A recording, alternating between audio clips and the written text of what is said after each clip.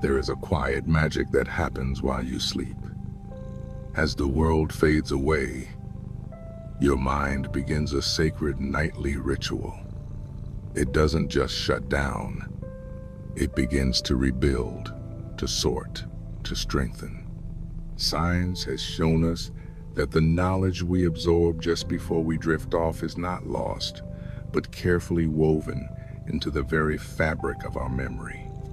During sleep, the brain actively consolidates new information, replaying and integrating it into long-term storage.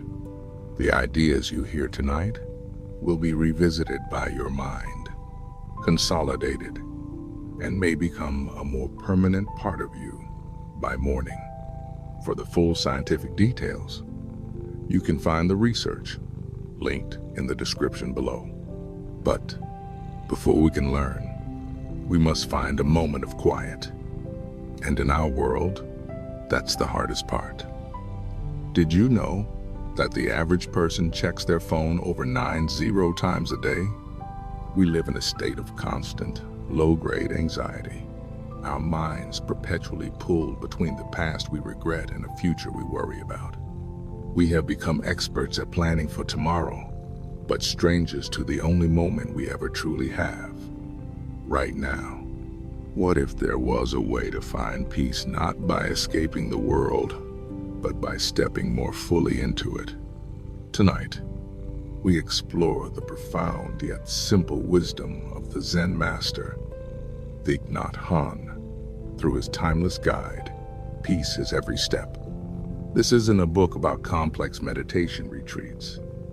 It's a manual for finding miracles in the mundane, in a cup of tea, a deep breath, a simple smile. Stay with me as we unlock 4 of its most powerful keys to finding peace, right here, right now. Chapter 1, the 24-hour gift. When you think about your life, do you see it as a long, daunting timeline stretching into the future? Or do you see it as what it truly is, a collection of single, present moments? Thich Nhat Hanh's most fundamental teaching is this: the past is gone. The future is not yet here. The only reality is the here and now. Peace isn't a destination you arrive at. It's the path you walk, step by step. The idea is to stop living in your head, the realm of plans and memories, and start living in your body, in this very moment. This isn't just philosophy. It's a lifeline. For many, the turn towards the present is not a gentle choice, but a necessary act of survival. Consider the story of Ippolito Forni, a security analyst.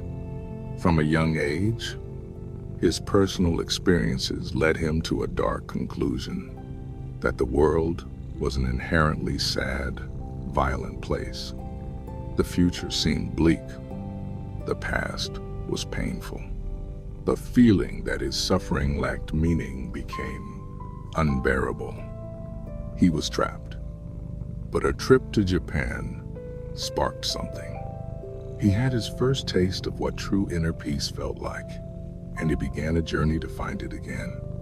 He learned, through practices like meditation and martial arts, that peace wasn't an external condition to be found out there, but an internal sense of awareness he could cultivate inside himself. In the present, it's like thinking your life is a vast, turbulent ocean you have to cross. You're so focused on the distant shore that you don't realize you're already in a sturdy boat, capable of navigating the waves right where you are. The present moment is that boat. The benefit is freedom. Freedom from the weight of yesterday and the anxiety of tomorrow. It's the simple, profound realization that this moment is a gift. But what happens when this moment is filled with difficult feelings? How do we find peace then? That brings us to our second key. Chapter 2, the river of your feelings. Here's a radical idea. You don't need to fix, control, or conquer your anger. Most of us believe that negative emotions like anger, jealousy, or fear are enemies to be defeated. We fight them, we suppress them, we feel guilty for having them. But what if that entire battle is making things worse? What if the goal isn't to stop the river of your feelings, but simply to sit on the bank and watch it flow by? Let me share a powerful true story from mindfulness teacher Tara Brach. She once felt a level of rage she'd never experienced before, directed at her 10-year-old son who had stolen something and then lied about it. Her first instinct might have been to punish or yell. Instead, she took a time out. She made what she calls a U-turn, turning her attention inward. She didn't fight the rage. She acknowledged it, sat with it, and looked underneath it. There, she found deep hurt. And beneath the hurt, she found grief over the feeling of disconnection from her son. When she finally spoke to him, she didn't lead with anger. She led with her vulnerability, her hurt, and her tears. His defenses immediately dropped, and they were able to truly connect. The anger wasn't an obstacle. It was a signpost pointing to what truly mattered. The conventional approach of trying to control the anger would have likely led to conflict, but by surrendering to it and observing it, she gained true control over the situation and achieved a more profound resolution. You see, your feelings are not you. They are visitors. Thich Nhat Hanh teaches that we can greet them with kindness, saying, "Hello, anger. I see you are here. I will take good care of you." By doing this, you're not letting the anger take over. You are taking back control. You are acknowledging its presence without letting it become the master of the house. Your emotions are not your enemy. They are your messengers. Learning to listen to them is a superpower. But just as we are not our emotions, we are also not as separate from others as we think. And understanding this is the key to unlocking true compassion. Chapter 3. The Invisible Threads of Connection. In the early 1992, a Mercedes-Benz plant in South Africa was failing. Morale was at rock bottom and productivity was the worst in the world. The workers felt disconnected from their jobs and each other. Then, something changed. Nelson Mandela was released from prison, and the plant managers had an idea to build a special car as a gift for him. Suddenly, everything was different. The workers, who had been so disengaged, volunteered to work an extra hour every day, unpaid. They sang and danced as they worked. They weren't just assembling parts anymore. They were building a symbol of freedom. They were part of something much larger than themselves. This story is a perfect, real-world example of a profound Buddhist concept Thich Nhat Hanh calls interbeing. It's the understanding that nothing exists by itself. The workers' happiness was tied to a collective purpose. The car was not just a car. It contained the hope of a nation. This story shows that interconnectedness is not just a passive state to be realized. It is a practical force that can be activated by a shared purpose, transforming individual motivation and collective outcomes. The core idea is that the illusion of a separate self is the root of much of our suffering. When we see ourselves as isolated individuals, we compete and we fear. But when we recognize our interconnectedness, our interbeing compassion arises naturally. As Archbishop Desmond Tutu described, In some African cultures, when you ask someone, "How are you?" they reply in the plural. "We are well, because my well-being is tied to yours." Martin Luther King Jr. called it being tied in a single garment of destiny. Your life is not a single, isolated thread. It is woven into a vast, intricate tapestry. A pull on one thread is felt by all the others. So, how can we feel this connection in our daily lives?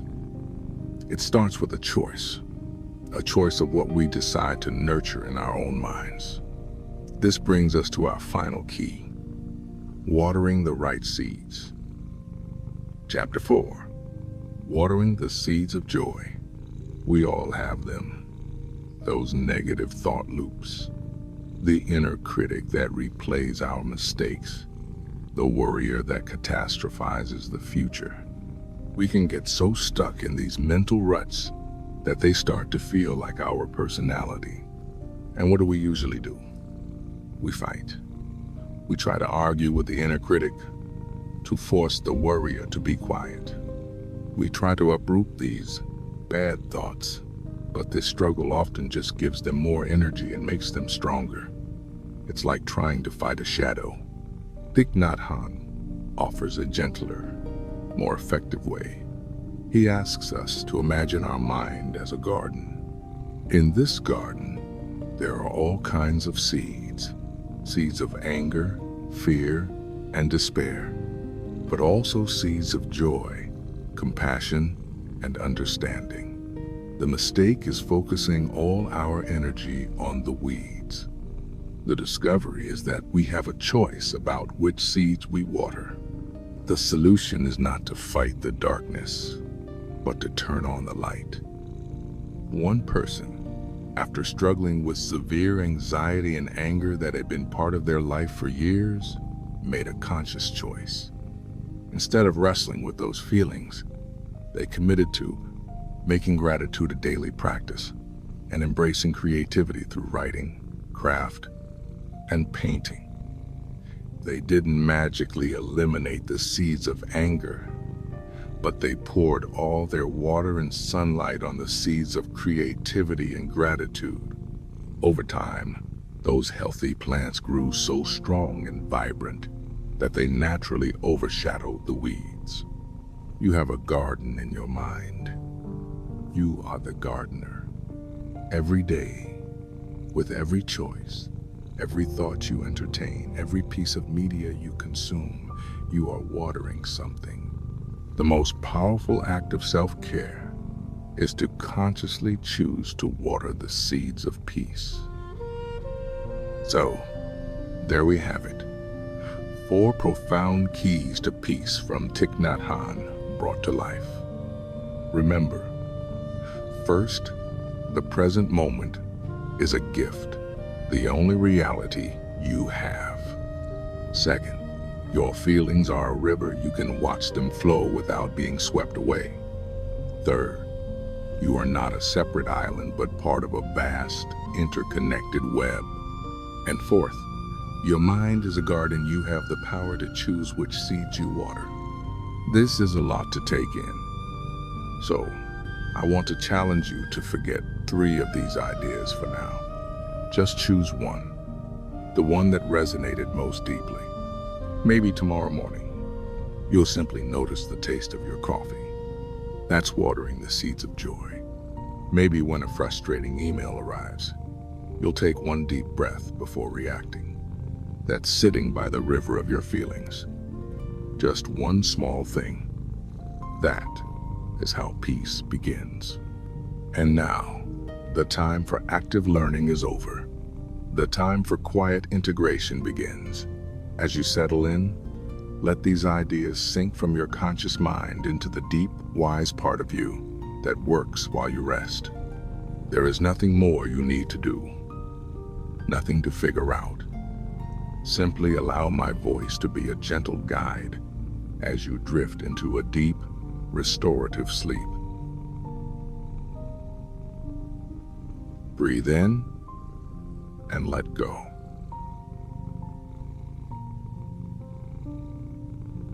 This moment is a gift. I am right here.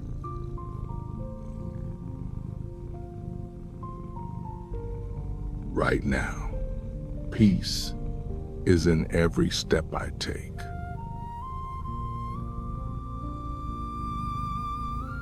My feelings are like clouds passing in the sky.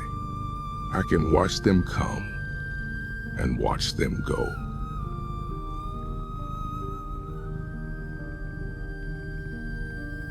I am connected to everything around me.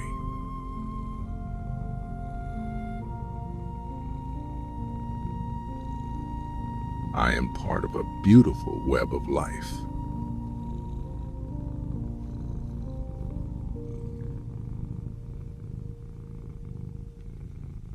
My breath connects me to the world.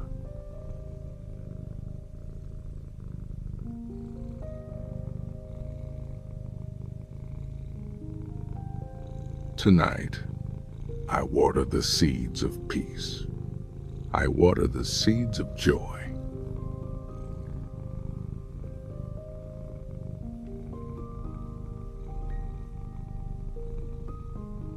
My mind is a garden, and I am the gardener.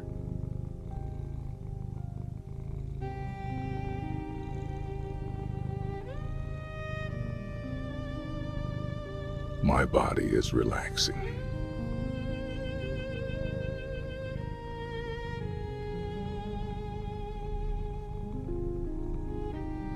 My mind is at ease.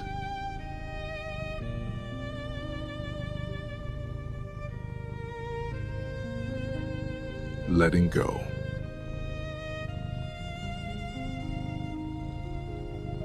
Resting now.